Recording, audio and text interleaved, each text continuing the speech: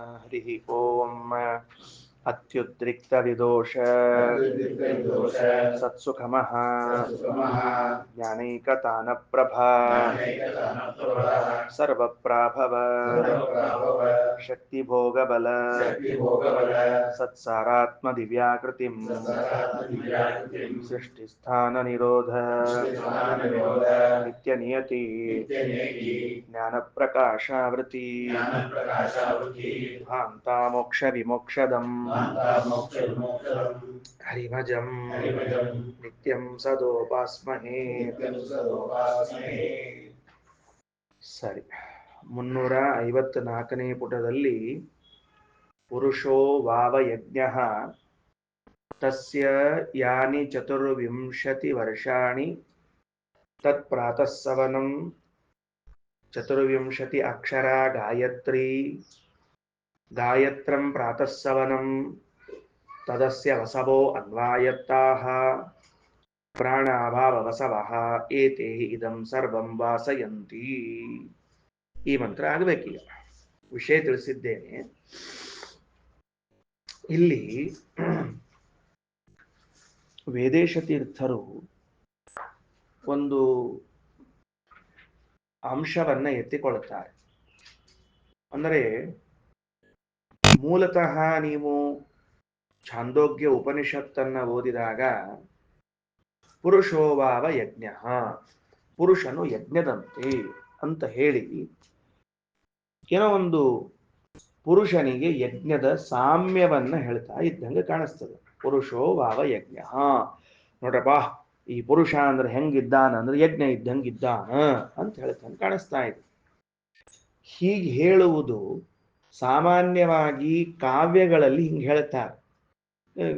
ಇವ ಹೆಂಗಿದ್ದಾನ, ಚಂದ್ರ ಹೆಂಗಿದ್ದಾನ, ಅವ ಹೆಂಗಿದ್ದಾನ, ಸೂರ್ಯ ಹೆಂಗಿದ್ದಾನ, ಹಿಂಗೆ ಇಂದ್ರಚಂದ್ರ ಸೂರ್ಯ ಅಂತನ್ನುವಂತೆ ಕಾವ್ಯಗಳಲ್ಲಿ ಹೇಳಬೇಕಾದದ್ದನ್ನ ಉಪನಿಷತ್ತಿನಲ್ಲಿ ಯಾಕೆ ಹೇಳಿಗತಾರ ಅಂದ್ರೆ ಇದು ನಿಜವಾಗಿಯೂ ಸಾಮ್ಯ ಹೇಳಿ ಕಾವ್ಯದಂತೆ ತಿಳಿಸ್ಲಿಕ್ಕೆ ಹೊರಟಿದ್ದಾರೋ ಅಥವಾ ಇದೇನಾದ್ರೂ ಉಪಾಸನೆಗೆ ಇದೆಯೋ ಅಂತ ಪ್ರಶ್ನೆ. ಬಹಳ ಹಸಿವಾಗಿತ್ತಂತ ಒಬ್ಬವಂಗ, ನಡರಾತ್ರಿ ನಡ್ಕೊಂಡು ಹೊಂಟಿದ್ನಂತ. ಏಕಾದಶಿ ಬೇಡ, ಬಹಳ ಹಸಿವಾಗಿತ್ತು. ರಾತ್ರಿ ಪಾಪ ಊಟ ಗೀಟ ಮಾಡಿದ್ದ ನಡ್ಕೊಂಡು ಹೊಂಟಿದ್ನಂತವ. ನಡರಾತ್ರಿ ಆಗಿತ್ತು, ಹುಣ್ಣಿಮೆ ಬಂದಿತ್ತು. ಮೇಲೆ ಚಂದ್ರ ಕಾಣಿಸ್ಲಿಕ್ಕೆ ಶುರು ಮಾಡಿದ. ಅವಂಗೇನ್ ಕಾಣಿಸ್ತಿಕತ್ತಪ್ಪ ಹಸಿವು ಇದ್ದವಂಗ ಅಂದ್ರೆ ಮ್ಯಾಲಿನ ಚಂದ್ರ ಭಕ್ರಿ ಕಾಣಿಸ್ತಿಕತ್ತ ಅಂತ. ಹೌದು ಇಲ್ಲೋ? ಅಂದ್ರೆ ಏನಾಯ್ತು? ಚಂದ್ರನ್ನ ನೋಡಿದಾಗಲೂ ಕೂಡ ಅವನಿಗೆ ಬಕರಿಯೇ ಕಂಡ್ರೆ, ತಿನ್ನೋ ಪದಾರ್ಥ ಕಂಡಂತೆ ಕಂಡ್ರೆ ಅದು ಸಾಮ್ಯ, ಅದು ಇದರಂತೆ ಅದು ಅಂತ. ಹಂಗಿಲ್ಲಿ ಪುರುಷೋಭಾವ ಯಜ್ಞ ಅಂತ ಹೇಳಿದರೆ ಪುರುಷನು ಯಜ್ಞದಂತೆ ಅಂತ ಹೇಳಿಕತ್ತರ ಹೊರತಾಗಿ ಇದೊಂದು ಉಪಾಸನೆಗೆ ಹೇಳಬಹುದಾದ ವಿದ್ಯಾ ಅಂತ ಅನಿಸೋದಿಲ್ಲ ಮೇಲ್ ನೋಡ್ಲಿಕ್ಕೆ. ಒಂದು. ಎರಡನೇದ್ದು, ಮುಂದೆ ಎಲ್ಲೂ ಕೂಡ ಭಗವಂತನಿಗೆ ಸಂಬಂಧಪಟ್ಟಂತೆ ಹೇಳಿಲ್ಲ. ಅದಕ್ಕೆ ಭಗವಂತನಿಗೆ ಸಂಬಂಧಪಟ್ಟಂತೆ ಹೇಳಬೇಕಲ್ಲ. ಅದಕ್ಕೆ ಆಚಾರ್ಯರು ಈ 3 ಅಂಶಗಳನ್ನ ಇಟ್ಟುಕೊಂಡು ಭಾಷ್ಯ ಬರೀತಾರೆ. ವಿಷ್ಣು ಪೂಜಾರ್ಥ ಯಜ್ಞೋಹಂ ಇತ್ಯುಪಾಸನಮಾದರಾತ್ ಕುರ್ವೀತ ಪುರುಷೋ ನಿತ್ಯಂ ಅಂತ ಬರೆದಿದ್ದಾರೆ. ತಿಳಿತಾ? ಭಾಷ್ಯದಲ್ಲಿ ಏನಂದ್ರು ನೋಡ್ರಿ, ಮೂಲದಲ್ಲಿ ಪುರುಷೋವಾವ ಯಜ್ಞ ಅಂತದ. ಪುರುಷ ಅಂದ್ರೆ ಇವ ಜೀವ, ಇವ ಯಜ್ಞ ಅಂತಿಷ್ಟೇ. ಆದ್ರ ಯಾರಿಗೋಸ್ಕರ ಯಜ್ಞ ಇವ ಅಂತ ಕೇಳಿದ್ರೆ ವಿಷ್ಣು ಪೂಜಾ, ಭಗವಂತನಿಗೂ ನಮಗೂ ಸಂಬಂಧಪಟ್ಟಂತೆ ಈ ವಿದ್ಯೆಯಲ್ಲಿ ಹೇಳಲಾಗ್ತಾ ಇದೆ ಅಂತ ತಿಳಿಸಿಕೊಟ್ಟವ್ರು ಶ್ರೀಮದಾಚಾರ್ಯ. ಇಲ್ಲದೆ ಇದ್ರೆ ಆ ಭಾಗ ಇಲ್ಲದೆ ಹೋಗಿ ಅಪರಿಪೂರ್ತಿ ಆಗ್ತದೆ. ಸರಿ ಆಯ್ತಾ? ವಿಷಯ ತಿಳಿತಾ? ಅಂದ್ರ ಒಂದು ತಟ್ಟೆಯಲ್ಲಿ ವೇದವನ್ನ ಇಟ್ಟುಕೊಂಡು ನೀವು ನೋಡಿದರೆ ಪುರುಷೋಭಾವ ಯಜ್ಞ ತಸ್ಯ ಯಾನಿ 24 ವರ್ಷಾಣಿ. ಪುರುಷ ಅಂದ್ರೆ ಈ ಜೀವ ಅಂದ್ರೆ ಇವೊಂದು ಯಜ್ಞ. ಇದು ಏನೋ ಯಜ್ಞಕ್ಕೂ ಜೀವನಿಗೂ ಸಾಮ್ಯ ಹೇಳಿದಂತೆ ಕಾಣಿಸ್ತದೆ ಹೊರತಾಗಿ ಇವನೇ ಯಜ್ಞ ಅಂತನ್ನುವುದನ್ನ ಹೇಳಿಲ್ಲ, ಅಭೇದ ಹೇಳಲಿಲ್ಲ. ಆಮೇಲೆ ಯಜ್ಞ ಅಂದಾಗ ಅದು ಯಾವ ದೇವತೆಯನ್ನ ಕುರಿತು ಮಾಡ್ತಿದ್ದೀರಿ ಅನ್ನೋದನ್ನು ಹೇಳಲಿಲ್ಲ. ಆ 2 ಅಂಶವನ್ನ ಶ್ರೀಮದಾಚಾರ್ಯ ಹೇಳ್ತಾರೆ. ವಿಷ್ಣು ಪೂಜಾರ್ಥ ಯಜ್ಞ, ನೀನೇನಿದ್ದೀಯಲ್ಲ ನೀನು ಒಂದು ಯಜ್ಞ. ಪ್ರಾಯ ನಾನೊಂದು ಯಜ್ಞವನ್ನ ಮಾಡಿದ್ದೇನೆ ಅಂತ ಹೇಳಿಕೊಳ್ಳುತ್ತೇನೆ ಹೊರತಾಗಿ ಏನ್ ಹೇಳ್ಕೋತೀನಿ ನಾನೊಂದು ಯಜ್ಞವನ್ನ ಮಾಡಿದ್ದೀನಿ ಅಂತೀನಿ ಹೊರತಾಗಿ ನಾನೇ ಯಜ್ಞ ಅಂತ ಹೇಳುವುದಿಲ್ಲ ಎಲ್ಲೂ ಕೂಡ. ಹೆಂಗ್ ಸಾಧ್ಯದ ನಾನೇ ಯಜ್ಞ ಅಂತ ಹೇಳಲಿಕ್ಕೆ? ನಾನು ಯಜ್ಞಕ್ಕೆ ಯಜಮಾನ ಅಂತ ಹೇಳ್ಬೇಕು. ನಾನು ದೇವರ ಪೂಜೆಯನ್ನ ಮಾಡಿದೆ ಅಂತ ಹೇಳ್ಬೇಕೆ ಹೊರತಾಗಿ ನಾನೇ ದೇವರ ಪೂಜೆ ಅಂತ ಹೆಂಗಲ್ಲಿ ಬರ್ತದ? ಆ ದೇವರ ಪೂಜಾ ಮಾಡಿದ ಯಜಮಾನ ಅಂತ. ಆದ್ರೆ ಇಲ್ಲೊಂದು ಉಪಾಸನೆಯನ್ನು ಹೇಳಿಕತ್ತಾರ, ವಿಷ್ಣು ಪೂಜಾರ್ಥ ಯಜ್ಞ ಅಹಂ. ನೀ ಏನ್ ಚಿಂತನೆ ಮಾಡಬೇಕು? ನಾನೇನ್ ಇದ್ದೀನಿ ಅಂದ್ರೆ ಈಗೇನ್ ನಾನು ಬದುಕ್ತಾ ಇದ್ದೀನಿ, ನನ್ನ ಬದುಕೇನಿದೆ 100 ವರ್ಷದ್ದು, ಅಥವಾ ಇಲ್ಲಿ ಹೇಳಿದಂತೆ 116 ವರ್ಷದ್ದು. ಈ 116 ವರ್ಷದ್ದು ನನ್ನ ಬದುಕು ಭಗವಂತನ ಪೂಜಾ ರೂಪವಾದದ್ದು. ಸರಿ, ಒಂದು ವಾಕ್ಯ ಆಯ್ತೀಗ. ಪುರುಷೋ ವಾವ ಯಜ್ಞ ತಸ್ಯ ಯಾನಿ 24 ವರ್ಷಾಣಿ. ಅವನ 24 ವರ್ಷಗಳವ ಅಲ್ಲ. ಯಾವ 24 ಅಂತ ಹೇಳಲೇ ಇಲ್ರಿ ಉಪನಿಷತ್ತು. ಒಟ್ಟು 24 ಅಂದ್ಬಿಟ್ಟದ. ಸಮಸ್ಯೆ ಆಗ್ತದೆ. ಅದಕ್ಕೆ ಶ್ರೀಮದ್ ಆಚಾರ್ಯ ಭಾಷ್ಯದಲ್ಲಿ ಮೊದಲಿಂದ 24 ಅಂತ ತಿಳಿಸಿಕೊಟ್ಟಾರೆ. ಇಲ್ಲದ ಮತ್ತೆ ನೋಡಂತ ಭಾಷ್ಯ, ಈಗ ಮಂತ್ರ ನೋಡ್ಬೋಣ ಅಂತ. ಯಾನಿ 24 ವರ್ಷಾಣಿ ತತ್ ಪ್ರಾತಃಸವನಂ. ಆ 24 ವರ್ಷಗಳನ್ನ ಪ್ರಾತಃಸವನ ಎಂದು ಕರೆಯೋಣ. ಯಾಕ? ಅದು ಯಾಕೆ ಪ್ರಾತಃಸವನ ಆಗಬೇಕು? ನನ್ನ ಜೀವನದಲ್ಲಿ ನಾನು ಹುಟ್ಟಿದ್ದೇನೆ, ಹುಟ್ಟಿದಾಗಿನಿಂದ 24 ವರ್ಷಗಳನ್ನು ಕಳೆದೆ. ಇದು ಯಾಕೆ ಪ್ರಾತಃಸವನ ಆಗಬೇಕು? ಸಾಯಂ ಸವನ ಆಗಲಿ ಅಥವಾ ಮಧ್ಯಾಹ್ನ ಸವನ ಆಗಲಿ ಅಥವಾ ಇನ್ಯಾವುದೋ ಖಾಲಿ ಇದ್ದಾಗಿನ ಹೋಮ ಆಗಲಿ ಯಾಕೆ ಬೇಡ ಅಂತೀರಿ ಅಂದ್ರೆ ಅದಕ್ಕೆ ಉತ್ತರ ಕೊಡ್ತಾರೆ. 24 ವರ್ಷಾಣಿ ತತ್ ಪ್ರಾತಃಸವನಂ. ಯಾಕೆ ಗೊತ್ತೇನೋ? 24 ಅಕ್ಷರ ಗಾಯತ್ರಿ. ಗಾಯತ್ರಿಯಲ್ಲಿ 24 ಅಕ್ಷರಗಳಿರ್ತಾವ. ಬಾಬಾ ಬಾಬಾ ಬಾ. ಪ್ರಶ್ನೆ ಕೇಳೋದು ಒಂದು, ಉತ್ತರ ಕೊಡೋದು ಒಂದು. ನಾವು ಕೇಳಿದ್ದು ಮೊದಲನೇ 24 ವರ್ಷಗಳು ಯಾಕೆ ಪ್ರಾತಃಸವನ ಆಗಬೇಕು ಅಂತ ಕೇಳಿದ್ರೆ, ಗಾಯತ್ರಿಯಲ್ಲಿ 24 ಅಕ್ಷರಗಳಿರ್ತಾವ ಅಂತ ಉತ್ತರ ಅಂತ. ಏನ್ರಿ? ಅಡಿಗೆ ಆಗಿದನು ಅಂತ ಯಾರೋ ಕೇಳಿದ್ರಂತ. ನಿನ್ನೆ ಅವ್ರ ಊರಿಗೆ ಹೋದ್ರು ಅಂತ ಇವ್ರ ಉತ್ತರ ಹೇಳಿದ್ರಂತ. ಏನು ಅಡಿಗೆ ಆಗಿದೆ ಅಂತ ಇವ್ರಿಗೆ ನಿನ್ನೆ ಅವ್ರ ಊರಿಗೆ ಹೋಗ್ಯಾರ ಅಂತ ಹೇಳ್ತಿರ್ಲಿಲ್ಲ ಅಂದ್ರೆ ಏನು? ಹಂಗ್ ಮಾಡಿದ್ರೆ ಏನ್ ಅರ್ಥದ? ಕೇಳಿಸಿಲ್ಲ ಅಂತ ಅರ್ಥವ. ನಿನ್ನೆ ಮತ್ತೊಂದು ಉತ್ತರ ಹೇಳಿದವ, ಕೇಳಿಸಿಲ್ಲ. ಕೆಲವೊಮ್ಮೆ ಹಂಗಾಗಿರ್ತದ್ರಿ, ನಾವೇನ್ ಹೇಳಿದ್ ಕೇಳ್ಸಂಗಿಲ್ಲ ಕೆಲವ್ರಿಗೆ, ಅದಕ್ಕ ಕೇಳಿಸಿಲ್ಲ ಅಂತ ಹೇಳ್ತಾರೆ. ಕರೆಕ್ಟ್ ಅದ. ಅದೇನು ಗಾಯತ್ರಿಗೆ 24 ಅಕ್ಷರಗಳವ ಅಂತ ಹೇಳ್ತೀರಿ ಅಂದ್ರೆ, ಗಾಯತ್ರಂ ಪ್ರಾತಃಸವನಂ. ಪ್ರಾತಃಸವನವನ್ನೇನು ಮಾಡಲಾಗ್ತಾ ಇದೆಯೋ ಅಲ್ಲಿ ಎಲ್ಲವೂ ಗಾಯತ್ರಿ ಛಂದಸ್ಸಿನಲ್ಲಿರುವ ಮಂತ್ರಗಳನ್ನೇ ಉಪಯೋಗಿಸಿಕೊಳ್ಳಲಾಗ್ತದೆ. ಸರಿ ಆಯ್ತಾ? ಹಾಗಾದ್ರೆ ಪ್ರಾತಃಸವನದಲ್ಲಿ 24 ಅಕ್ಷರಗಳ ಗಾಯತ್ರಿಯಿಂದ ಕೂಡಿದ, ಗಾಯತ್ರಿ ಛಂದಸ್ಸಿನಿಂದ ಕೂಡಿದ ಮಂತ್ರಗಳಿರುವುದಾದರೆ ನಿನ್ನ ಜೀವನದಲ್ಲಿ ಮೊದಲನೇ 24 ವರ್ಷಗಳು ಪ್ರಾತಃಸವನ ಎಂದು ಕರೆಸಿಕೊಳ್ಳಬೇಕು. ಸಂಖ್ಯಾ ಸಾಮ್ಯದಿಂದ. ಹೆಂಗ್ ಹೇಳಿದ್ವಿ ಈಗ ನಾವು? ಸಂಖ್ಯಾ ಸಾಮ್ಯ ಹೇಳಿದ್ವಿ. ನಿನ್ನ ಜೀವನದ ಮೊದಲನೇ 24 ಅಕ್ಷರಗಳು ಬೆಳಗಿನ ಯಜ್ಞದಲ್ಲಿ ಮಾಡುವ 24 ಅಕ್ಷರಗಳಿರುವ ಮಂತ್ರಗಳು ಸಮಾನವಾದದ್ದರಿಂದ ಆಯಿತು. ಹಾಗಾದ್ರೆ ಅದು ಯಾವ ಛಂದಸ್ಸಿನಲ್ಲಿದೆ? ಗಾಯತ್ರಿ ಛಂದಸ್ಸಿನಲ್ಲಿ ಇರುವಂತಹದ್ದಾಗಿದೆ. ಸರಿ, ಮುಂದ ಇನ್ನ ತದಸ್ಯ ವಸವಃ ಅನ್ವಾಯತ್ತಾಹ.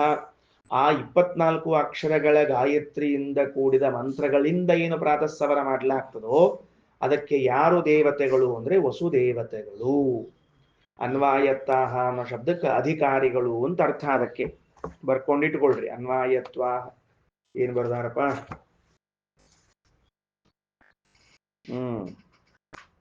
ಅನ್ವಾಯತ್ತಾಹ ಅಧಿಷ್ಠಾತಾರ ದೇವತೆಗಳು ಅಂತ ಬರ್ದಾರ. ಇದು ವಸುಗಳೇ ದೇವತೆಗಳು. ಅಷ್ಟ ವಸುಗಳೇನಿದ್ದಾರೆ ಅವರೇ ಅದಕ್ಕೆ ದೇವತೆಗಳಾಗಿದ್ದಾರೆ. ಇನ್ನ ಮುಂದ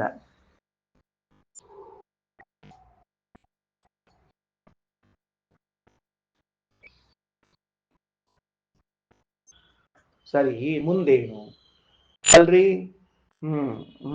ಅಲ್ಲ, ಭಾರಿ ಆಶ್ಚರ್ಯಪ್ಪ. ಅವರು ಆ ಬೆಳಗಿನ ಯಜ್ಞಕ್ಕೆ ಅವರಾದ್ರೆ ನಮಗೇನ್ ಸಂಬಂಧ ಅಂತಂದ್ರೆ, ಪ್ರಾಣಾವಾವ ವಸವಃ ಏತೇಹಿ ಇದಂ ಸರ್ವಂ ವಾಸಯಂತಿ. ಏನವರು? ಪ್ರಾಣ ಇದಂ ಪ್ರಾಣಾವಾವ ವಸವಃ. ಅವರು ನಮ್ಮ ಇಂದ್ರಿಯಗಳಿಗೆ ಅಭಿಮಾನಿಗಳು. ವಸುಗಳೇನಾಗ್ಯಾರ? ಅವರು ನಮ್ಮ ಇಂದ್ರಿಯಗಳಿಗೆ ಅಭಿಮಾನಿಗಳಾಗಿದ್ದಾರೆ. ಬರ್ರಿಟ್ಕೊಳ್ರಿ. ಹಿ ಇದಂ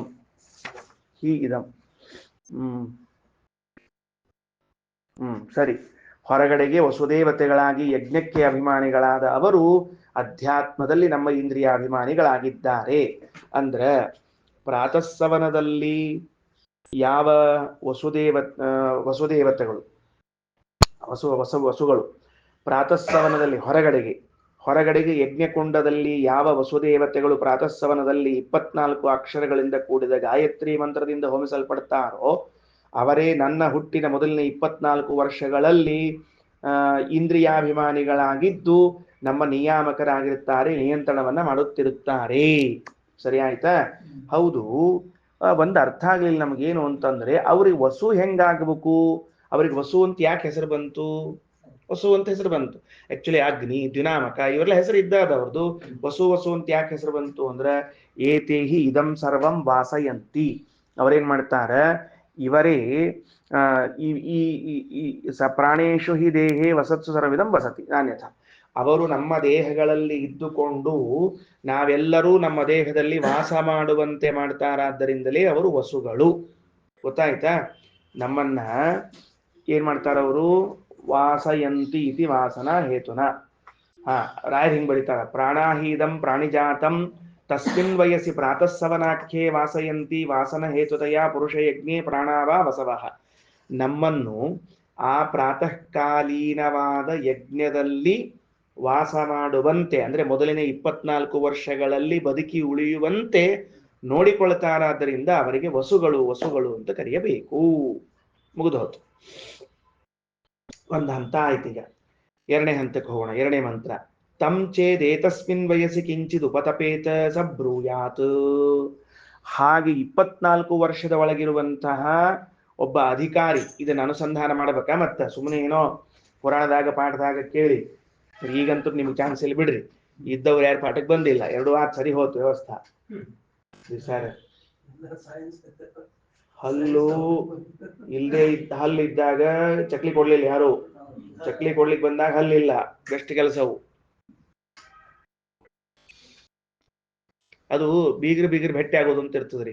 ಆಲಾಪ ಅಂತ ಹೌದಿಲ್ಲ, ಮತ್ತ ಆಲಾಪ ಅಂತ ಕರಿತಿರ್ತಾರ. ಅಲ್ಲ ಬೆಲ್ಲ ಅಂತ ಕರಿತಿರ್ತಾರಲ್ಲ, ಅಲ್ಲ ಬೆಲ್ಲ ಅಂತ ಕೊಂಡು ಹೇಳಿ ಹಂಗಾಗ್ಬೇಕ್ರಿ. ಅಂದ್ರನ ಅವು ಸರಿ ಇರ್ತದ. ಇವ ಅನ್ನ ತಂದಾಗ ಹುಳಿ ಬರಂಗೇ ಇಲ್ಲ, ಹುಳಿ ಬಂದಾಗ ಅನ್ನ ಖಾಲಿ ಆಗಿ ಹೋಗಿರ್ತದ. ಅವು ಅಲ್ಲ ಬೆಲ್ಲ ಆಗಂಗೇ ಇಲ್ಲ ಅಂತ ಅರ್ಥ. ಹಂಗಾಗಬಾರ್ದು. ಹುಟ್ಟು ಕೂತಾಗ ಇರ್ತಾರ. ಸರಿ. ಅದಕ್ಕ ತಂಚೇದ್ ಏತಸ್ಮಿನ್ ವಯಸ್ಸಿ ಕಿಂಚಿದ್ ಉಪತಪೇತ. ಒಂದೊಮ್ಮೆ ಆ 24 ವಯಸ್ಸಿನಲ್ಲಿ ಇದ್ದಾಗ ಉಪತಪೇತ್ ಏನು ಜ್ವರಾದಿಗಳು ಬಂದದ್ದಾದರೆ ನೋಡ್ರಿ, ಅದು ಉಪತಪೇತ್ ಅಂದ್ರ ಜ್ವರ ಮೊದಲಾದ ರೋಗಗಳು ಬಂದರೆ ಅಂತ ಅರ್ಥ. ಅದಕ್ಕೆ ಬರ್ಕೊಂಡಿಟ್ಕೊಳ್ರಿ. ಉಪತಪೇತ್ ಜ್ವರ ಮೊದಲಾದ ರೋಗಗಳು ಬಂದದ್ದಾದರೆ ಸ ಬ್ರೂಯಾತ್. ಆಗ ಹೇಳ್ಬೇಕಂತ ಇಲ್ಲಿ ಬ್ರೂಯಾತ್ ಅಂದ್ರ ಇಲ್ಲಿ ನೋಡ್ರಿ, ಆಕ್ಚುಲಿ ಅದು ಹೆಂಗದ ಅಂತಂದ್ರ ವಿಧಿ ಆರ್ಡರ್ ಮಾಡೋ ಲೆಕ್ಕದೊಳಗ ಅದ. ಅದು ಬ್ರೂಯಾತ್ ಹೇಳ್ಬೇಕಮ್ಮ.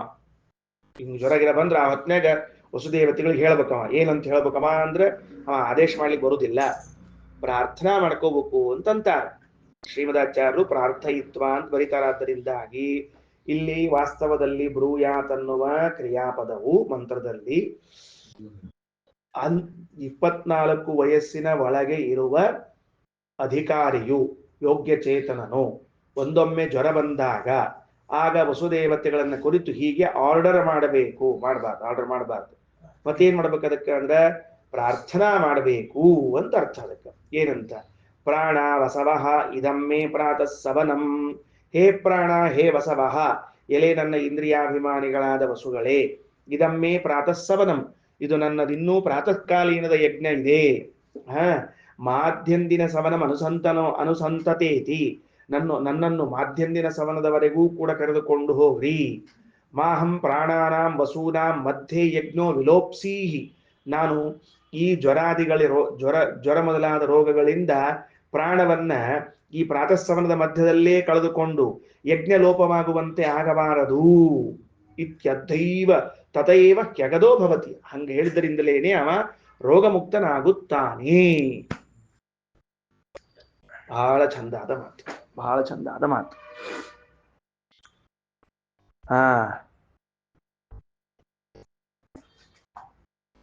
ಉದ್ಧತ ಏವ ಅಂತ ನೋಡ್ರಿ ಅಲ್ಲಿ, ವಿಲೋಪ್ಸೀಯ ಇತಿ ಉದ್ಧತ ಏವ ತತಯೇತ್ಯಗದೋ ಭವತಿ. ಹಂಗೆ ಹೇಳ್ತಾ ಇದ್ದಂತಲೇನೆ ಅವನ ಜ್ವರಗಳು ವಾಸಿಯಾಗ್ತದ ಮತ್ತು ನಿರೋಗಿಯಾಗುತ್ತಾನೆ, ವ್ಯಾಧಿರಹಿತನಾಗುತ್ತಾನೆ. ಅಗದಹ ಅಂತ ಶಬ್ದದ, ಅದಕ್ಕೆ ವ್ಯಾಧಿರಹಿತನಾಗುವುದು ಅಂತ ಅರ್ಥ ಬರೆದು ಇಟ್ಕೊಳ್ರಿ. ಏತಿ ಅಗದೋಹ ಭವತಿ ಅಂತ ಅನ್ನೋದಕ್ಕ ವ್ಯಾಧಿರಹಿತನಾಗುತ್ತಾನೆ. ಅಲ್ಲೋ ಮಾಡ್ಬೇಕಲ್ಲ ಮತ್ತೆ.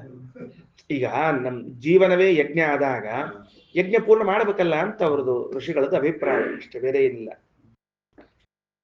ಅಂದ್ರ ನೀವ್ ಈಗ ಒಂದ್ ವೇಳೆ ಈಗ ನೀವ್ ಹೇಳಿದ್ ನೋಡಿದ್ರೆ ಏನಾಯ್ತು ಅಂತಂದ್ರೆ, ಏನೋ ಜ್ವರ ಬಂದದ, ರೋಗ ಬಂದ, ಮತ್ತೊಂದು ಬಂದದ, ಅವಾಗ ಹಿಂಗ್ ದೇವ್ರ ಪ್ರಾರ್ಥನೆ ಮಾಡ್ಕೊಳ್ರಿ, ಆರಾಮ ಆಗ್ತದ. ಮತ್ತೆ ಹಂಗಿದ್ದ ಹೊತ್ನೊಳಗ ಔಷಧಿಗಳನ್ನ ತಗೊಳ್ಳೋದ್ ಕೆಲಸ ಏನ್? ಮತ್ತೆ ಔಷಧಿಗಳನ್ನು ತಗೊಳ್ಬೇಕಾಗಿಲ್ಲ ಮತ್ತೆ ನಾವು ಔಷಧವನ್ನ ತಗೊಳ್ಬೇಕು. ಮತ್ತೆ ಇದನ್ನ ಅದಕ್ಕೆ ಪಥ್ಯ ಹಿಂಗ ಔಷಧ ತಗೊಳ್ಳೋದು ಹಂಗ ಮತ್ತ ಅದನ್ನು ತಗೊಳ್ಳೋದು, ಎರಡೂ ತಗೊಳ್ಳೋದು ಹೆಂಗ್ ಮತ್ತೆ? ಬೇಕಲ್ಲ. ಅದಕ್ಕೆ ಹೇಳಿದ್ದು ಔಷಧಗಳು ದೇಹದ ಮೇಲೆ ಪರಿಣಾಮವಾಗುವಂತೆ ಮಾಡಬೇಕಾದವರು ಈ ದೇವತೆಗಳು. ಔಷಧ ತಗೊಳ್ಳೋದು ದೊಡ್ಡದಲ್ಲ. ಎಷ್ಟೋ ಸರ್ತಿ ತಗೊಂಡ ಔಷಧ ಮೈಗೆ ಹತ್ತಂಗೇ ಇಲ್ರಿ. ದಿವಸಾ ಗುಳಿಗೆ ತಗೋತಿರ್ತಾನೆ ಪಾಪವ. ಅವ ನೋಡಿ ಆ ಗುಳಿಗಿನೇ ಅವನನ್ನ ನೋಡಿ ಅಂತಿರ್ಬೇಕು, ಬರೋ ಜನ್ಮದಲ್ಲಿ ನೀನು ನನ್ನಂತೆ ಗುಳಿಗೆ ಆಗ್ತೀಯೋ ಏನೋ. ಯಾಕಂದ್ರೆ ಈ ಸರ್ತಿ ತಗೊಳವಾಗಿ ಮುಂದಿನ ಸರ್ತಿ ನೀನೇ ಗುಳಿಗೆ ಆಗಿ ಬಿಟ್ರೆ ತಗೊಂಡು ಅಷ್ಟು ಗುಳಿಗೆ ತಗೋತಿರ್ತಾರೆ, ಹತ್ತೋದೇ ಇಲ್ಲ ಮೈಗೆ. ಆದ್ರಿಂದ ಆ ದೇವತೆಗಳು ಮಾತ್ರ ಔಷಧಿಗಳಲ್ಲಿ ಇದ್ದು ದೇಹದ ಒಳಗಡೆಗೆ ಪ್ರಭಾವ ಬೀರ್ಬೇಕು. ಅದಕ್ಕಾಗಿ ಆ ಕೆಲಸವನ್ನು ಮಾಡಬೇಕು. ಔಷಧೋಪಚಾರ ಎಷ್ಟು ಮುಖ್ಯ, ದೇವತಾ ಪ್ರಾರ್ಥನಾ ಭಗವತ್ ಪ್ರಾರ್ಥನವು ಅಷ್ಟೇ ಮುಖ್ಯ. ಜಾತಕದಲ್ಲಿ ಹೇಳಿದ್ರು ಅಂತ ಇಟ್ಕೊಳ್ರಿ. ಇಲ್ಲ ಈ ಸಂದರ್ಭದಲ್ಲಿ ನಿಮಗೆ ಇಂತಹದ್ದೊಂದು ಗ್ರಹಗತಿಗಳು ನಿಮ್ಗೆ ತೋರಿಸಿಕತ್ತಾವ ಅಂದ್ರೆ ಆ ದೇವತೆಗಳಲ್ಲಿ ಪ್ರಾರ್ಥನಾ ಸಲ್ಲಿಸ್ಬೇಕು, ಔಷಧ ತಗೊಳ್ಬೇಕು, ಪಥ್ಯ ಮಾಡಬೇಕು. ನಮ್ಮ ಉದ್ದೇಶ ಏನದ ಅಂತ ಕೇಳಿದ್ರೆ ನಿರೋಗಿಗಳಾಗೋ ಉದ್ದೇಶದ ಹೊರತಾಗಿ ವಿವಾದ ಆರ್ಗ್ಯುಮೆಂಟ್ ಮಾಡ್ಕೋದ್ ಕೊಡುದಿಲ್ಲ ಹೇಳಿ. ನಮ್ಮಲ್ಲೇನ್ ಮಾಡ್ಬಿಡ್ತೀವಿ, ಔಷಧ ತಗೋಬೇಕು ಹಂಗಾರೆ ಬರೀ ಪ್ರಾರ್ಥನೆ ಮಾಡ್ಕೊಡ್ರಿ. ಅಯ್ಯೋ ಹುಚ್ಚ, ನಿನ್ ಗುರಿ ಏನದ? ನೀ ನಿರೋಗಿ ಆಗೋದು ಉದ್ದೇಶದನೋ ಜಗಳ ಮಾಡ್ಕೊಡೋದು ಉದ್ದೇಶದನೋ? ಊರಿಗೆ ಹೋಗ್ಬೇಕಾಗ್ಯದ, ಯಾವ ಬಸ್ ಆದ್ರೇನು ಯಾವ ಟ್ರೈನ್ ಹತ್ತಿ ಹೋಗ್ಬೇಕೋ ಬೇಡೋ? ಇಲ್ಲಿಲ್ಲ, ಕೆಂಪು ಟ್ರೈನ್ ಬರಬೇಕು ಅಂತ ಕೂತ್ಕೋ. ಬರೋದಿಲ್ಲ ಕೆಂಪು ಟ್ರೈನ್, ಏನ್ ಬರ್ಬೇಕು ಕೆಂಪು ಟ್ರೈನ್? ಹಂಗಾಗ್ತದ. ಅದಕ್ಕೆ ಹಂಗಾಗಬಾರದು ಅಂತ ಆದ್ರೆ ನಮ್ ಉದ್ದೇಶ ಈಡೇರೋದು ಲಕ್ಷ್ಯ ಇಡಬೇಕು, ಹೊರತಾಗಿ ಬೇರೆದಲ್ಲ. ಸರ್ವವಿಧ ಪ್ರಯತ್ನದಿಂದ ನಾವು ಉದ್ದೇಶವನ್ನು ಈಡೇರಿಸಬೇಕು, ದೇವತಾ ಪ್ರಾರ್ಥನಾ ಮಾಡಲೇಬೇಕು. ಎರಡನೇದ್ದು ಯಾನಿ 44 ವರ್ಷಾಣಿ, ಮುಂದಿನ 44 ವರ್ಷಗಳು. ಇಲ್ಲಿ ಮಹತ್ವದನ ಮತ್ತೆ ಬರೇ 44 ಅಂದಾರ ಅಂದ್ರೆ ಹುಟ್ಟಿದಾಗಿ 44 ಅಂತ ಅನ್ಕೋಬಾರ್ದು. ಮತ್ತೆ ಆ 24 ಮುಗಿದ್ಮೇಲೆ 25ರಿಂದ 44 ಅಂದ್ರೆ 68ರವರೆಗೆ ಹೋಗ್ತದ ಅದು. ತಸ್ಮಾನ್ ಮಾಧ್ಯಂದಿನ ಸವನಂ, ತನ್ಮಾಧ್ಯಂದಿನಂ ಸವನಂ, ಅದು ಮಾಧ್ಯಂದಿನ ಸವನ, ಮಧ್ಯಾಹ್ನದ ಯಜ್ಞ ಅಂತ ತಿಳ್ಕೋತದ. ತಿಳಿತೇನ್ರಿ? 40 ಅಕ್ಷರ ತ್ರಿಷ್ಟುಪ ಅಲ್ರಿ. ಅದು ಮಧ್ಯಂದಿನ ಸವನ ಯಾಕಾಗಬೇಕು? ಮುಂದಿನ 44 ಅಂದ್ರೆ ತ್ರಿಷ್ಟುಪ್ ಛಂದಸ್ನಾಗ 44 ಅಕ್ಷರ ಇರ್ತಾವ. ನಡಿಪ ಮತ್ತಿಂತ ಉತ್ತರ ನೀವು ಒಟ್ಟ ಅಂದ್ರೆ ತ್ರೈಷ್ಟುಭಂ ಮಾಧ್ಯಂದಿನಂ. ಅಲ್ಲಿ ಯಾವತ್ ಹೋಗಿ ನೋಡ್ರಿ, ಮಾಂಧಂ ದಿನಂ ಆಗ್ಯದದು, ಧ ಕೆಳಗೆ ಯಾವತ್ ಕೊಡ್ರಿ, ಮಾಧ್ಯಂ ದಿನಂ. ಅದು ಮಾ ಬಾಜು ಪೂಜೆನೂ ಬೇಡ, ಮಾಂ ಧ್ಯಂ ದಿನಂ ಆಗ್ಬಿಡೋದು ಪುಣ್ಯಾತ್ಮಂದು. ಮಾಧ್ಯಂ ದಿನಂ. ಸರಿ, ನಮ್ ಪ್ರಿಂಟ್ ಹಾಕೋರು ನಮ್ ಕಾಕನ್ ಮಕ್ಳು ಇರ್ತಾರಲ್ಲ, ಸವನಂ. ಹೌದು ಸರಿ, ಅದು ಗೊತ್ತಾಯ್ತು ನಮಗೀಗ. ಏನೋ 44 ಅಕ್ಷರಗಳಿರುವಂತಹದ್ದು ತ್ರಿಷ್ಟುಪ್ ಛಂದಸ್ಸು. ತ್ರೈಷ್ಟುಭಂ ಮಾಧ್ಯಂ ದಿನಂ. ಮಾಧ್ಯಂ ದಿನ ಯಜ್ಞವನ್ನ ಮಾಡುವಾಗ 44 ಅಕ್ಷರಗಳಿಂದ ಕೂಡಿದ ಮಂತ್ರಗಳನ್ನು ಇಟ್ಕೊಂಡೇ ಮಾಡ್ತೀರಿ. ತದಸ್ಯ ರುದ್ರ ಅನ್ವಾಯತ್ತಾಹ, ಅದಕ್ಕೆ ದೇವತೆಗಳು ಯಾರು? ರುದ್ರರು. ಪ್ರಾಣಾವಾವ ರುದ್ರಾಹ, ಆ ರುದ್ರದೇವರೇ, ಏಕಾದಶ ರುದ್ರರೇ ನಮ್ಮ ಇಂದ್ರಿಯಗಳಿಗೆ ಅಭಿಮಾನಿಗಳಾಗಿದ್ದಾರೆ. ಏತೇಹಿ ಇದಂ ಸರ್ವಂ ರೋದಯಂತಿ. ಯಾಕೆ ಅವ್ರು ರುದ್ರರು? ಅವರಾಗ್ಯಾರಂದ್ರ ನಮ್ಮನ್ನೆಲ್ಲ ಅಳಿಸ್ತಾರ ಚಂದಾಗಿ. ರೋದಯಂತಿ ಇತಿ, ಅಯ್ಯೋ ಹಂಗಾತ, ಅಯ್ಯೋ ಹಿಂಗಾತ, ಏನೋ ಒಂದಾಗಿರ್ತದೆ. ದಿವಸ ಒಂದೇನ್ರ ಇದ್ದೇ ಇರ್ತದೆ, ಮುಗಿಯುವುದೇ ಇಲ್ಲ. ಇವತ್ತು ಅದು ಮುಗ್ದದಂದ್ರೆ ನಾಳೆ ಇನ್ನೊಂದಿನ ಬಂದಿರ್ತದ್ರಿ. ಅದೇ ಮತ್ತೆ ಅದಕ್ಕೆ ಮತ್ತೆ ಅವ್ರು ಕೊಟ್ಟಿರೋದು. ಸರಿ. ಈಗ ತಮ್ ಛೇದೇ ತಸ್ಮಿನ್ ವಯಸ್ಸಿ, ಆಗ 25ರಿಂದ 68ರವರೆಗೆ ಇದ್ದಾಗ, ಉಪತಪೇತ, ಜ್ವರ ಮೊದಲಾದ ರೋಗಗಳು ಬರೋದಾದ್ರೆ, ಸಬ್ರೂಯಾತ್, ಆಗ ಅವು ಪ್ರಾರ್ಥನೆ ಮಾಡ್ಕೋಬೇಕು. ಪ್ರಾಣ ರುದ್ರ ಇದಮ್ಮೆ ಮಾಧ್ಯಂದಿನಂ ಸವನಂ. ಹೇ ಪ್ರಾಣರೇ, ಹೇ ರುದ್ರರೇ, ಇದು ನನ್ನ ಮಧ್ಯಾಹ್ನದ ಯಜ್ಞ. ತೃತೀಯಂ ಸವನಂ ಅನುಸಂತನೇತಿ ಮೂರನೇ ಸವನದವರೆಗೆ ನನ್ನ ಮುಟ್ಟಿಸ್ರಿ. ಮಾಹಂ ಪ್ರಾಣಾನಾಂ ರುದ್ರಾಣಾಂ ಮಧ್ಯೆ ಯಜ್ಞೋ ವಿಲೋಪ್ಸೀತ ಇತಿ ಉದ್ಧತೈವ ತಥೈ ತೆಗೆದೋ ಭವತಿ. ಮಧ್ಯದಲ್ಲಿ ಯಜ್ಞದ ಮಧ್ಯದಲ್ಲಿ ನಾನು ಸತ್ತೋಗ್ಬಾರದು ಅಂತ ಹೇಳಿ ಪ್ರಾರ್ಥನಾ ಮಾಡ್ಕೊಂಡಾಗ ರುದ್ರದೇವರು ಮತ್ತೆ ಉದ್ಧಾರ ಮಾಡಿ ಅವನ ಮುಂದಿನ ಸವನಕ್ಕೆ ಕರ್ಕೊಂಡ್ಬರ್ತಾರ. ಮೂರನೇ ಸವನ ಕರ್ಕೊಂಡ್ಬರ್ತಾರ. ರೈಟ್, ನೆಕ್ಸ್ಟ್ ಹೋಗೊಂಡ್ ಬರ್ರಿ. ಅಥ ಯಾನ್ಯಷ್ಟಾಚತ್ವಾರಿಂಶದ್ ವರ್ಷಾಣಿ, ಮುಂದಿನ 48 ವರ್ಷಗಳು. ತತ್ತತೀಯಂ ಸವನಂ, ಮೂರನೇ ಸವನ. ಯಾಕ? ಅಷ್ಟಾಚತ್ವಾರಿಂಶದ ಅಕ್ಷರ ಜಗತಿ, 48 ಅಕ್ಷರಗಳಿರುವಂತಹದ್ದು ಜಗತಿ ಛಂದಸ್ಸು. ಜಾಗತಂ ತೃತೀಯಂ ಸವನಂ, ಮೂರನೇ ಸವನ ಯಾವುದು? ಜಗತಿ ಛಂದಸ್ಸಿನಲ್ಲಿರುವಂತಹ ಮಂತ್ರಗಳಿಂದ ಕೂಡಿರುವಂತಹದ್ದು. ತಸ್ಯ ಆದಿತ್ಯ ಅನ್ವಾಯತ್ತಾಹ, ಅದಕ್ಕೆ ಯಾರಪ್ಪ ಅಂತ ಕೇಳಿದ್ರೆ ಆದಿತ್ಯರು, ದೇವತೆಗಳು. ಜಗತಿ ಛಂದಸ್ಸು 48 ಏನು 48 ಅಂದ್ರೆ ಒಂದ್ ಅಕ್ಷರಕ್ಕೆ ಒಂದ್ ಸಾಲಿಗೆ 12 ಅಕ್ಷರ ಅಂತ ಅರ್ಥ. 12 ಹಾಕ್ಲಿ 48 ಮುಗಿತಲ್ಲಿ ಕೆಲಸ. ಇವು ಅಷ್ಟು ಕೂಡ ಹೇಳ್ತಾರ ಅವನ್ನ ಅಕ್ಷರಗಳನ್ನ. ಗಾಯತ್ರಿ ಅಂದ್ರೆ 8 3 24 ಹಂಗಿಟ್ಕೊಂಡು ಅಲ್ಲಿ 3 ಪಾದದ ಇಲ್ಲಿ 4 ಪಾದವ, ಅದಕ್ಕೆ ಹೇಳ್ಕೊಂಡು ಬರ್ಲಿಕ್ಕೆ ಸರಿ. ಸರ್ವಮಾದತ್ತೆ ತಂ ಚೇದೇ ತಸ್ಮಿನ್ ವಯಸ್ಸಿ ಕಿಂಚಿತ್ ಉಪತಪೇತ, ಆ ವಯಸ್ಸಿನಲ್ಲಿ ಏನಾದರೂ ರೋಗಗಳು ಬಂದದ್ದಾದರೆ, ಎಲ್ಲಿಂದ? ಕೊನಿ ಸವನ 69ರಿಂದ 116 ಒಳಗ ಅಲ್ಲಿಗೆ ಬಂದದ್ದಾದರೆ, ಪ್ರಾಣ ಆದಿತ್ಯಾಹ, ಎಲೆ ಇಂದ್ರಿಯಾಭಿಮಾನಿಗಳಾದ ಆದಿತ್ಯರೇ, ಇದಮ್ಮೆ ತೃತೀಯಂ ಸವನಂ, ಇದು ನನ್ನ ಮೂರನೇ ಸವನ. ಆ ಸವನಂ ಆಯು ಅನುಸಂತನೇತಿ. ಆದಿತ್ಯ ಇದಮ್ಮೆ ತೃತೀಯಂ ಸವನಂ ಆಯುಹು ಅನುಸಂತನೇತಿ, ನಾ ಪೂರ್ಣಾಯುಷ್ಯ ಬದುಕಬೇಕು, ಅವಭೃತ ಸ್ನಾನ ಮಾಡಬೇಕು.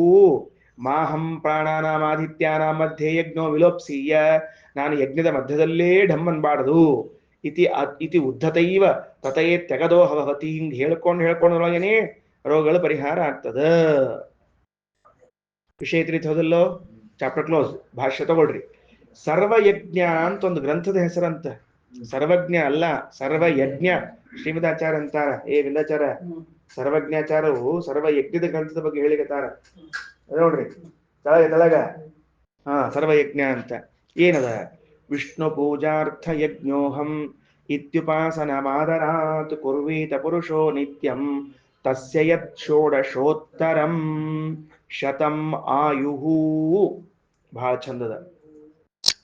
ನಾನು ಜೀವ ಅನ್ನುವನು ಅಥವಾ ನನ್ನ ಬದುಕು ಭಗವಂತನ ಪೂಜೆಗಾಗಿ ಮೀಸಲಾಗಿರುವಂತಹ ಯಜ್ಞ ಎನ್ನುವ ಉಪಾಸನೆಯನ್ನ ಅತ್ಯಂತ ಆದರದಿಂದ, ಆದರ ಅಂತಂದ್ರೆ ಭಕ್ತಿಯಿಂದ ಮಾಡಬೇಕು. ಪುರುಷ ನಿತ್ಯದಲ್ಲೂ ಕೂಡ, ಅಂದ್ರೆ 116 ಮುಗಿದ್ಮೇಲೆ ಮಾಡಿ ಮುಗಿಸ್ಬಿಡೋದು ಹಿಂಗೆಲ್ಲ ಅರ್ಥ. ಮತ್ತ ನಿತ್ಯದಲ್ಲೂ ಭಕ್ತಿಯಿಂದ ಮಾಡಬೇಕು. ತಸ್ಯ ಯತ್ ಷೋಡಶೋತ್ತರಂ ಶತಮಾಯುಹು, 16 ಹೆಚ್ಚಿರುವ 100 ಅಂತಾರ.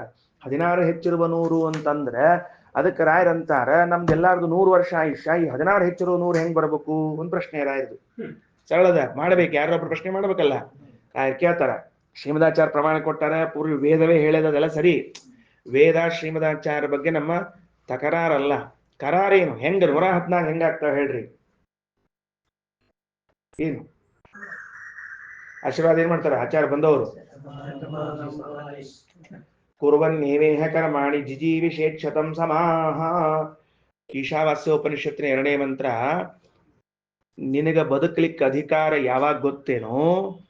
ನೀನು ಆವರಣಾಂತಂ ಬದುಕಿರೋ ಅಷ್ಟು ದಿವಸ ಭಗವತ್ ಪೂಜಾ ರೂಪವಾದ ಕರ್ಮವನ್ನ ಮಾಡ್ತಾ ಇದ್ರೆ ಮಾತ್ರ ನಿನಗೆ ಬದುಕಿರ್ಲಿಕ್ಕೆ ಅಧಿಕಾರ, ಇಲ್ಲೇ ಇದ್ರೆ ಇಲ್ಲ ಅಂತ ಹೇಳಿ ವ್ಯಾಖ್ಯಾನ ಮಾಡ್ತಿರ್ತಿಲ್ಲ. ವಿಷಯ ತಿಳ್ತಿಲ್ಲ ಅಂತ ಹೇಳಿ 100 ವರ್ಷದ 100 ವರ್ಷ ಅಂತಿದ್ದ ಹೊತ್ನೊಳಗ ನೀವು 116 ಹೆಂಗಂದ್ರಿ?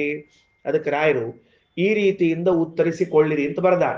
ಪುರುಷಸ್ಯ ಆಯುಹು ಬಾರ್ಹಸ್ಪತ್ಯಾದಿಮಾನ ಭೇದೇನವ ದ್ವಾಪರಾದಿ ಯುಗ ಭೇದೇನವ ಷೋಡಶೋತ್ತರ ಶತ ಸಂಖ್ಯಾಕಂ ಭವತಿ ಅಂತ ಬರೆದು ಬಿಟ್ಟಾರ. 2 ವ್ಯವಸ್ಥೆ. ಮೊದಲನೆಯದ್ದು ಯುಗಭೇದದಿಂದಾಗಿ ಅಂತ ಉತ್ತರ ಕೊಡ್ತಾರೆ. ಅದೇ ಆಕ್ಚುಲಿ ಅದು 2ನೇ ಉತ್ತರ ಕೊಟ್ರ, ನಾ ಮೊದಲೇ ಉತ್ತರ ತಗೊಂಡಿನಿ ಅಷ್ಟೇ. ರಾಯರೇನಂತಾರ ನೋಡಪ್ಪ, ದ್ವಾಪರಾದಿ ಯುಗಗಳಲ್ಲಿ ಹೆಚ್ಚಿಗೆ ಇರ್ತಿದ್ರು, ಹೆಚ್ಚಿನವ್ರು ಇರ್ತಿದ್ರು. ಆ ವಯಸ್ಸಲ್ಲಿ ಇಟ್ಕೊಂಡು ನೋಡು. ಯಾಕಂದ್ರೆ ಉದಾಹರಣೆಗೆ ಕೃಷ್ಣ 107 ವರ್ಷ ಇದ್ದ. ಹಂಗಾರ 100ರ ಮೇಲೆ ಇದ್ದವ್ರದು ಅಂತ ಒಂದದ. ಅಂದ ಮೇಲೆ 100 ಮೇಲೆ ಗೊತ್ತಾಯ್ತಿಲ್ಲ, ಕಲ್ಪನಾ ಬಂತಿಲ್ಲ. 100 ಮೇಲೆ ಇದ್ದವರು ಅಂತ ಇದ್ದುದರಿಂದ ಕೃಷ್ಣ ಒಬ್ಬನೇ ಅಲ್ಲ, ಪಾಂಡವರ ಸತ್ಯಕ್ಕ 100 ಮೇಲೆ ಇದ್ದವರೇ. ಅಂಥವ್ರ ಲೆಕ್ಕದಲ್ಲಿ ಹೀಗೆ ಹೇಳಬಹುದು. ಒಂದು. ಎರಡನೇದ್ದು ಬಾರ್ಹಸ್ಪತ್ಯಾದಿ ಮಾನಭೇದೇನ, ಅಂದ್ರೆ ನಮ್ಮಲ್ಲಿ ಕೇವಲ ಚಾಂದ್ರಮಾನ ಅಲ್ಲ, ಸೌರಮಾನ ಅಲ್ಲ, ಎರಡು ಬಿಟ್ಟು ಬೇರೆನೂ ಅವ. ನಾವು ಸೌರಮಾನ ಪದ್ಧತಿ ಯುಗಾದಿ, ಅಥವಾ ಚಾಂದ್ರಮಾನ ಪದ್ಧತಿ ಯುಗಾದಿ, ಸೌರಮಾನ ಪದ್ಧತಿಯನ್ನು ಸಂಕ್ರಾಂತಿಗಳನ್ನ ಮಾಡ್ಕೋತ ಹೋಗ್ತಿರ್ತೀವಿ ನಾವು. ಇವು ಎರಡೇ ಮಾನಗಳಲ್ಲ ನಮ್ಮಲ್ಲಿ ಇದ್ದದ್ದು. ಸೌರಮಾನ ಬಂದ್ರೆ 365 ಬರ್ತದೆ, ಚಾಂದ್ರಮಾನ ಬಂದ್ರೆ 360 ಬರ್ತದೆ. 5 ದಿವಸ ವ್ಯತ್ಯಾಸ ಆತಲ್ಲಿ. ಬಿಂದು ಕಕ್ಕ, ಎಷ್ಟು ದಿವಸ ವ್ಯತ್ಯಾಸ ಆತ? ಥ್ಯಾಂಕ್ ಯು ಬಾಬಾ. ಈಗ ನೋಡ್ರಿ, ನಕ್ಷತ್ರಮಾನ ಅಂತ ಒಂದದ, ಅದು 27 ದಿವಸಕ್ಕೆ ಒಂದ್ ಮಂತ್ ಮುಗಿದ್ ಕಂಪ್ಲೀಟ್ ಆಗೋದು. ಈ ಇಂಗ್ಲಿಷರ ಫೆಬ್ರವರಿ ಇದ್ದಂಗ, ಇಂಗ್ಲಿಷ್ ಫೆಬ್ರವರಿ ಅಂದ್ರೆ 28 ದಿವಸಕ್ಕೆ ತಿಂಗಳ್ರಿ ಅಲ್ಲದು, ಉಳಿದದಕ್ಕೆ 31 ದಿವಸಕ್ಕೆ. ಅಂದ್ರೆ ಅಲ್ಲಿ ವ್ಯತ್ಯಾಸ ಒಪ್ಕೊಂಡ್ರ ನೋಡ್ರಿ ಅವರು ಸತ್ಯಕ್ಕ. ಏನ್ರಿ ಆನಂದ್ ಅವರು 4 ವರ್ಷಕ್ಕೊಮ್ಮೆ 29 ಬರ್ತದೆ ಅಂತ ಅವ್ರಿಗೆ. ಒಬ್ಬ ಯಾರೋ ಫೆಬ್ರವರಿ 29ಕ್ಕೆ ಹುಟ್ಟಿದ್ನಂತ, ಅವ 4 ವರ್ಷಕ್ಕೊಮ್ಮೆ ಆಚರಿಸ್ಕೋತಿದ್ನಂತ ಹುಟ್ಟಿದಪ್ಪ. ಯಾಕಂದ್ರೆ ನಂದೇ ತಿಥಿನೇ ಬಂದಿಲ್ಲ ಅಂತ ಅಂತಿದ್ನಂತ ಅವ. ಅದು 28 ವರ್ಷ ಆ ಲೆಕ್ಕದಾಗ 4 ವರ್ಷಕ್ಕೊಮ್ಮೆ ಬಂದ್ರೆ. ಹಾಗಾದ್ರೆ ಅದೆಷ್ಟು 2 ವರ್ಷಕ್ಕೊಮ್ಮೆ ಬರ್ತದೆ? 29 3 ವರ್ಷಕ್ಕೊಮ್ಮೆ ಬರ್ತದೆ, 4 ವರ್ಷಕ್ಕೊಮ್ಮೆ ಬರ್ತದೆ. 29 2 ವರ್ಷಕ್ಕೊಮ್ಮೆ ಬರ್ತದೆ, 2. ಹಂಗಾದ್ರೆ ಫೆಬ್ರವರಿ ಒಳಗೆ 28 ಪ್ರತಿ ವರ್ಷ 2 ವರ್ಷ ಬಂದು 2 ವರ್ಷಕ್ಕೊಮ್ಮೆ 29 ಆದ್ರೂ ತಿಂಗಳು ಅಂತ ಲೆಕ್ಕ ಅವ್ರದ್ದು. 30 31 ತಿಂಗಳು ಮಾಡ್ತಾರೆ. ಈಗ 30 ಹಿಡ್ಕೊಂಡವರಿಗೆ ಇಲ್ಲಿ ಕಡಿಮೆ ಬೀಳುತ್ತೆ, ಅಲ್ಲಿ ಜಾಸ್ತಿ ಆಗ್ತದೆ. ಓಕೆನಾ? ವ್ಯವಸ್ಥೆ ಆಯ್ತಿಲ್ಲ? ಹಂಗ ನಕ್ಷತ್ರಮಾನ ಅಂದ್ರೆ 27 ವರ್ಷ. ಇನ್ನು ಬಾರ್ಹಸ್ಪತ್ಯಮಾನ ಅಂದ್ರೆ ಗುರು ಒಂದು ರಾಶಿಯೊಳಗೆ ಎಷ್ಟು ದಿವಸ ಇರ್ತಾನೋ ಅಷ್ಟು. ಅವ್ ಪೂರ್ಣ 1 ವರ್ಷ ಇರ್ತಾನಂತೇನಿಲ್ಲ. 10 ತಿಂಗಳಿಗೆ ತಿರುಗಿ ಬಿಡಬಹುದು, ಕೆಲವೊಮ್ಮೆ 13 ತಿಂಗಳಿಗೆ ತಿರುಗಬಹುದು. ನಾವೇನ್ ಮಾಡ್ಲಿಕ್ಕೆ ಬರುದಿಲ್ಲ. ಅದಕ್ಕೆ ಬಾರ್ಹಸ್ಪತ್ಯಮಾನ ಅಂದ್ರೆ ಗುರು ಇರುವಷ್ಟು ಕಾಲಮಾನ ಅಂತ ಅರ್ಥ. ಇಡಾವತ್ಸರ, ಅನುವತ್ಸರ, ವತ್ಸರ, ಸಂವತ್ಸರ, ಪರಿವತ್ಸರ ಅಂತ 5 ಹೆಸರುಗಳನ್ನು ಕೊಟ್ಟಾರ. ಅದಕ್ಕೆ ರಾಯರಂತಾರ, ಹಂಗ ಗುರು ರಾಶಿಯಲ್ಲಿ ಇದ್ದದನ್ನ ತಗೊಂಡ್ ಮಾಡ್ಕೊಳ್ರಿ, ಏನ್ ತಪ್ಪಾತು? ಆ ರೀತಿಯಿಂದ 116 ವರ್ಷ ಅಂತ ಹಂಗ ಲೆಕ್ಕ ಹಾಕಿ ನೋಡಿದೆ ನಾನು. ಇದು ಲೆಕ್ಕ ಹಾಕಿ ನೋಡಿದ್ರೆ ಬರ್ತದ. ಯಾಕಂದ್ರೆ ದಿನಗಳ ವ್ಯತ್ಯಾಸ ಆಗ್ಬಿಡ್ತಾವ. ದಿನಗಳ ವ್ಯತ್ಯಾಸ ಆದ್ಕೊಳ್ಳಿ ಹೊರಟು ಬಿಡ್ತದೆ. ಅದು ಕೌರವರಿಗೂ ಪಾಂಡವರಿಗೂ ಒಂದು ಕರಾರಾಗಿತ್ತು, 12 ವರ್ಷ 13 ವರ್ಷ ಅಂತ ತಿಳ್ಕೊಂಡು ಹೇಳಿ. ಅವ್ರು ಕೌರವರು ಇಲ್ಲ, ಅವರು 13 ವರ್ಷ ಆಗೋದ್ರೊಳಗೆ ನಮಗ್ ಕಂಡಾರ ಅಂತ ತಿಳ್ಕೊಂಡು ಹೇಳಿ ಅದಕ್ಕೆ ಹೇಳಿ ಕಳ್ಸಿದ್ನಂತ ಯಾರು? ಧರ್ಮರಾಜ. ನಮ್ದು 13ನೇ ವರ್ಷ ಮುಗಿದು ತಿರುಗಿ 2 ತಿಂಗಳಾಗಿದೆ, ಹೋಗ್ಬಾರ ಅಂತ ಯಾಕೆ ಅಂದ. 2 ತಿಂಗಳಾಗಿದೆ ಮತ್ತೆ ಯಾಕೆ ಕೂತೀರಿ ಅಂದ. ಸುಮ್ ವ್ಯಾಸ ಬಂದಿತ್ತು, ಇಲ್ಲೇ ಕೂತೀವಿ ಅಂತ ಹೇಳಿದವರು. ಅವ್ರು ಯುದ್ಧ ತಯಾರಿ ಮಾಡ್ಕೊಳಗಿರ್ತಾರೆ ಮುಂದಿಂದೆಲ್ಲ. ಹೆಂಗ ಅಂದ್ರೆ ದಿನಾನಾಂ ಅಧಿಪ ಸೂರ್ಯ ಪಕ್ಷಮಾಸಾಬ್ದ ಶಶಿ ಅಂತ ಶ್ರೀಮದಾಚಾರ್ಯ ನಿರ್ಣಯ ಕೊಡ್ತಾರೆ. ದಿನಗಳನ್ನ ಕೌಂಟ್ ಮಾಡುವಾಗ ಸೂರ್ಯೋದಯದಿಂದ ಕೌಂಟ್ ಮಾಡಬೇಕು. ಪಕ್ಷ ಮಾಸಗಳನ್ನ, ಪಕ್ಷ ಅಥವಾ ಮಾಸಗಳನ್ನ 15 ದಿವಸ ತಿಂಗಳನ್ನ ಕೌಂಟ್ ಮಾಡ್ಕೊಳ್ಳೋದು ಚಂದ್ರನಿಂದ ಮಾಡಬೇಕು. ಗೊತ್ತಾಯ್ತಾ? ಹುಣ್ಣಿಮೆ ಅಮಾವಾಸ್ಯೆ ನೋಡ್ಬೇಕು. ಹಂಗಾದಾಗ ಏನಾಗ್ತದ ಅಂತಂದ್ರೆ ಮಧ್ಯದಲ್ಲಿ 2.5 ವರ್ಷಕ್ಕೊಂಬರುವ ಅಧಿಕ ಮಾಸ 1 ತಿಂಗಳು ಎಕ್ಸ್ಟ್ರಾ ಆಗೇ ಬಿಡ್ತದ. ಆಗೋಯ್ತು, ಸತ್ತೋದ ದುರ್ಯೋಧನ. ಇದಕ್ಕೆ ಎಲ್ಲಾ ಆಚಾರ, ಒಟ್ಟು ಆಚಾರ ಅದೇನೋ ಹೂ ಅಂತ, ಅದೇನೋ ಹೂ ಅಂತಾರಂತಲ್ಲ, ಹಂಗ ಹೂ ಅಂದ್ರು, ಏನ್ ವಿಚಾರಲೇ ಇಲ್ಲ. ಸರಿ ಆಯ್ತಾ? ಅದಕ್ಕೆ ಷೋಡಶೋತ್ತರಂ ಅನ್ನೋದನ್ನ ರಾಯರು ಹಿಂಗ್ ವ್ಯವಸ್ಥೆ ಮಾಡ್ಕೊಳ್ರಿ ಅಂತ ಹೇಳ್ಯಾರ. ಶತಮಾಯು ತತ್ ಸವನತ್ರಯ ಮೀರಿತ ಉತ್ತಮಂ, ಅದು ಉತ್ತಮವಾದ 3 ಯಜ್ಞ. ಅದಕ್ಕೆ ವೇದೇಶತೀರ್ಥರು ಬರೀತಾರೆ, ಎಷ್ಟು ಚಂದದ ಅಂದ್ರೆ ಪ್ರಸಿದ್ಧ ಯಜ್ಞಗಳಿಗಿಂತಲೂ ಈ ಯಜ್ಞ ಉತ್ತಮ ಅಂತ ಬರೀತಾರೆ. ಉತ್ತಮಂ ಪ್ರಸಿದ್ಧ ಸವನತ್ರಯಾಪೇಕ್ಷೆಯ ಬಹುತ್ವಾದ ಉತ್ತಮ ಫಲ ಸಾಧನತ್ವಾಚ್ಚ. ನೀವು ಯಜ್ಞಕುಂಡದಲ್ಲಿ ತುಪ್ಪದ ಆಹುತಿಗಳನ್ನು ಹಾಕುವಕ್ಕಿಂತಲೂ ಈ ಯಜ್ಞ ಮಾಡುವುದು ಶ್ರೇಷ್ಠ, ಇದು ಉತ್ತಮ ಫಲವನ್ನ ಕೊಡುತ್ತದೆ ಅಂತ ಬರೆದಿದ್ದಾರೆ ವೇದೇಶತೀರ್ಥರು.